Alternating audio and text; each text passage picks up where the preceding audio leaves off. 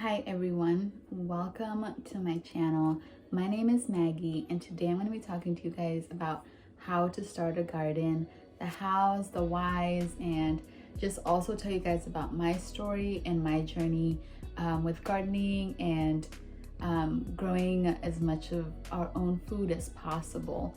I'm making this video because I always have friends who ask me like, Maggie, how do I get started with a garden? How do I, what do I do? So this is gonna kind of be that video that you can refer to if you want to start a garden. And yeah, so let's get right into it. If you see me looking down, that's because I have my notes. So let me talk a little bit about my story and how I started gardening and why I personally am so interested in gardening. I was raised doing this. My mom was an avid gardener. We spent many summers planting, harvesting, weeding, preserving. That's just what we did every summer. And I have a lot of fond memories in my teen years doing that with my mom and with my siblings. But as I grew older and I started learning about more about health, about ecology, about sustainability and all of that stuff, I started to realize that gardening can help with a lot of these problems. And where we source our food has a really big impact on our planet. And so I just really started to get into it as an adult, now independently, and also I'm really into eating organic food. Even at the grocery store, I like to buy organic, but let's be honest, it's expensive. It can be significantly more expensive than buying the conventionally grown produce. So having organically grown food is a great way to offset the cost because it's very, very, very affordable. So those are just some of the reasons why I like to garden and why I'm so excited about it and why I want to start educating people about it so that you can see if this is something that you want to do. Let's talk about planning. Now let's get into the how to have a garden. So you want to have a garden. You're like, okay, I want to grow something. It could be something as small as something in a pot, or you could want to have a whole farm, right? There's this wide range of what you can do. So we're going to talk about 3 of the most popular options for the average person. So the first option is container gardening. If you live in an apartment or in a space where you just don't have a lot of space, container gardens are probably the best option. And I've seen a lot of really amazing YouTube channels, people growing a lot of food in containers on their patio, and it's amazing what people can do with container gardens. So I would highly recommend looking into that, growing in pots. Second option that's also really popular is having a community garden. Now, I have grown in community gardens most of my life because most of my life I have been a renter. It wasn't until the last 2 years that I became a homeowner. So you do not need to own land to have a garden. The best way to find a community garden is just Googling it. Google what are some community garden areas in my area, and usually you'll find a list. A lot of cities will compile a list of where you can find community gardens, or also local gardening communities will have websites and they'll list all that kind of stuff for you. Some places that are common are churches. I have had a community garden on a church lot before. Also, sometimes cities will set aside land for community gardens. So look at your city website. You might be surprised to see that they have a space somewhere where they have a community garden. Sometimes schools have them too, but I've never gardened in a school. Most of the community gardens I've had were either city allotments or church allotments. So I will look into that. Your third option when it comes to having or starting a garden is your backyard. If you're a homeowner or you rent and you have a sizable, you don't even need that much space, but you have a bit of a backyard or even a front yard. I've seen a lot of front yard gardens, and actually this year we're going to be turning our front lawn into our garden, and I'm really excited about that because I've been wanting to do that since we moved in. But yeah, really look into turning your lawn into a garden, and there are so many videos on YouTube of people turning their lawns into gardens, and people are doing amazing things with that. And I personally really like that idea because it is such a great way to use space in a more ecological way, because we use a lot of resources on grass that we don't eat. We water it, we cut it, we take care of it, we tend it, we put pesticides in it. We do all these things literally for grass that we don't consume, we don't eat. So I am a huge fan of just getting rid of the lawn and putting in a garden, because all of those resources, all of your water, your time, all of those things, you're gonna get something back, and something that is nourishment for you. And it's also good for the land because it's no longer a monoculture. You now have a variety of things that you're growing. I always like to plant fruits, vegetables, and lots of flowers to bring in bees and butterflies. So it kind of creates a nice little landscape for birds, for all sorts of animals. And let's go ahead and talk about, so now you've decided, okay, I have my space, whether it's your backyard, whether it's a community garden, or whether you went to Home Depot and got some growing pots. Now the next step is like, okay, now what am I gonna grow? What can I grow? How do I learn what I can grow for my area?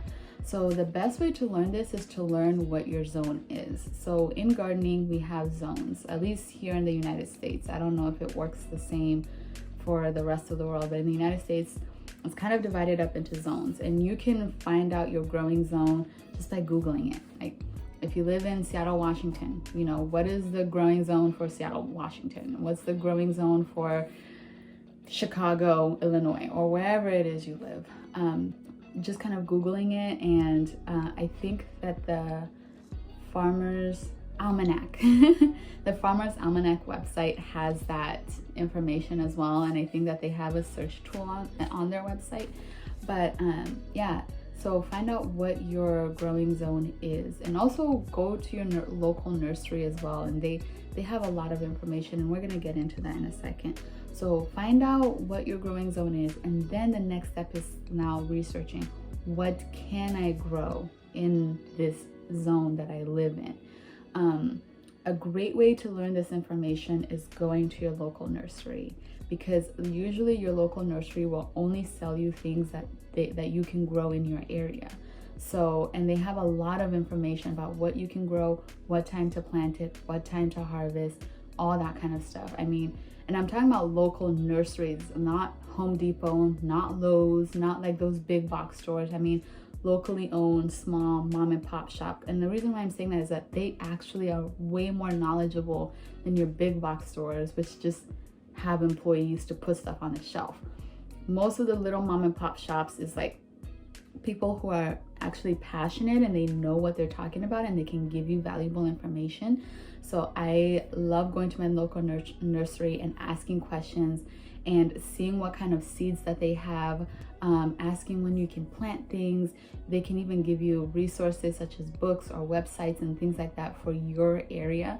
So I highly recommend going to a nursery, a local nursery, and asking questions. The second thing is just also the internet. You can Google, what can I grow in my zone?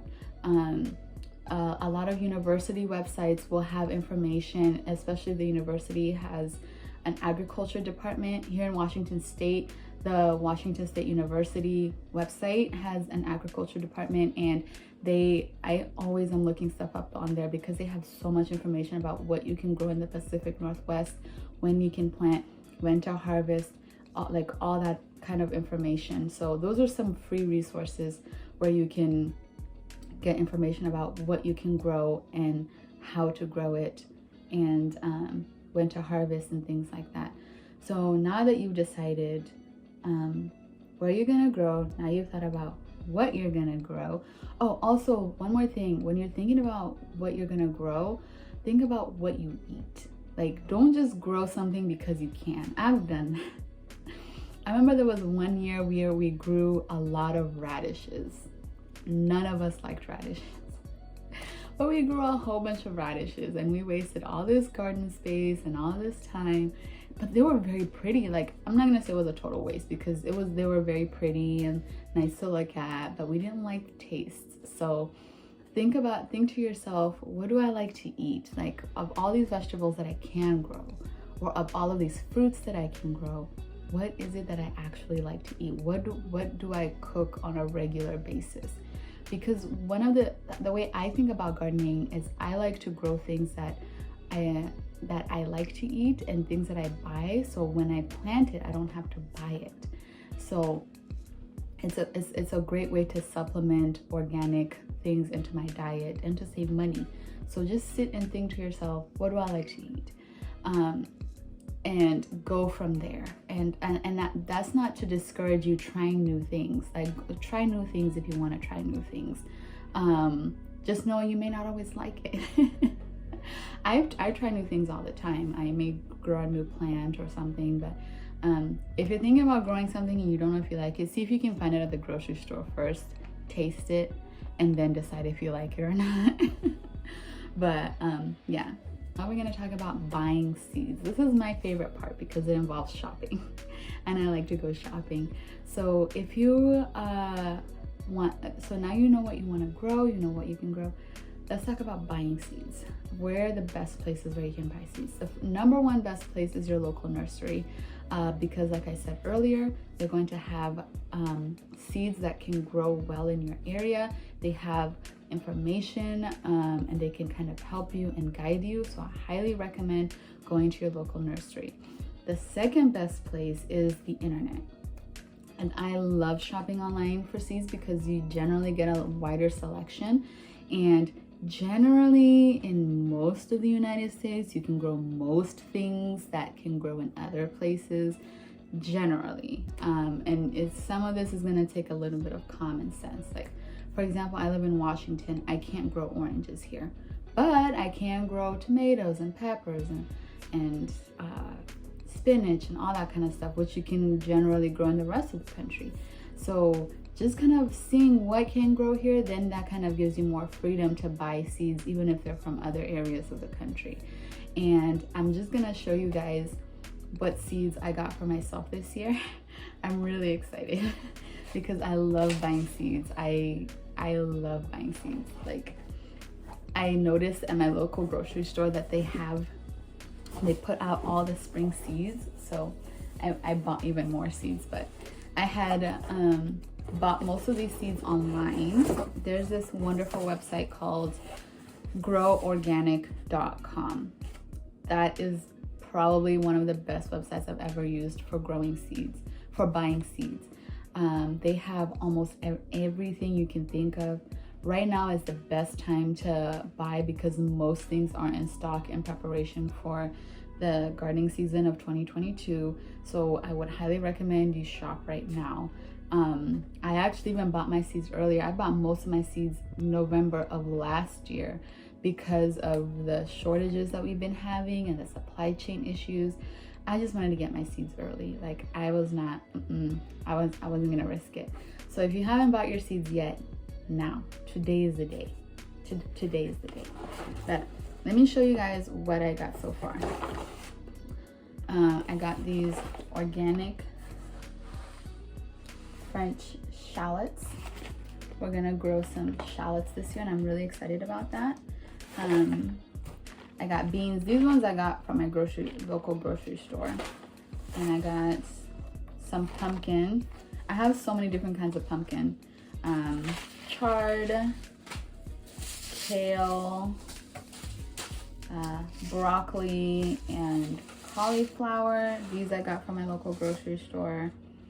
I think all of these actually are from the grocery store. Yeah, I think these are from the grocery store. I'll show you the ones I got online. Corn, melon. I've been trying to grow melon for years and every year I fail, but I'm gonna keep trying because we don't quit. So I've got cantaloupe and I've got watermelon. And that's the thing about gardening, you guys. Like, you may fail. In fact, you most likely will fail at something, but that doesn't mean that we give up. You don't give up. You keep trying. If something fails this year, you try again next year, and you just keep trying. And you never know. One year you may get it right. And that's another reason why I like to grow a variety of things, is because it's very rare that everything is gonna fail. Most likely, most things are actually gonna succeed. This is my first saved seed. These are my basil seeds. This is from my this is from my plant that I had last year. And actually the interesting thing, this is the plant that we planted was a grocery store plant. So you know how you can buy like those the basil that comes in like a little pot, and it's like a living herbs. So yeah, my husband bought that and we tried to plant it. And so when we planted it, it actually like got really sick. It almost died. Like we thought, oh man, that was a failure. And so, but it made a comeback, and it made a strong comeback, and we were able to harvest a lot of basil last year. And I was even able to harvest some of the seeds. So I put the seeds in just this little piece of paper. And so let's see, what is this? Oh, I got lots of flower seeds because like I said, I like to plant seeds for butterflies and bees and just pollinators. I like to invite pollinators in my garden. So right here I have some marigold flowers, I have zinnia, I have herbs, I have dill, I've got some cabbage, I've got some cucumber. So these are the ones that I got from Grow Organic. It's also called Peaceful Valley, but their website is groworganic.com. So a lot of these seeds I got from them, and these seeds I got from this little Etsy shop. This is my first year buying seeds from Etsy. It's called Esh Collections. So this package is from the Etsy shop. I think I'm gonna link everything. So this is from Etsy. This is from Peaceful Valley, and then the earlier ones that I showed you guys were from the grocery store. Peas, we always grow peas, and we've had great success with peas, and we eat a lot of peas. We love peas. Some more zucchini, spaghetti squash, winter squash. This is butternut. Oh, butternut squash. I love butternut squash. Kabocha black forest winter squash. Never tried that before. Got a lot of seeds, you guys. Leeks. Very excited about this. Red onion, yellow onion, green onion, because we like onions in this household.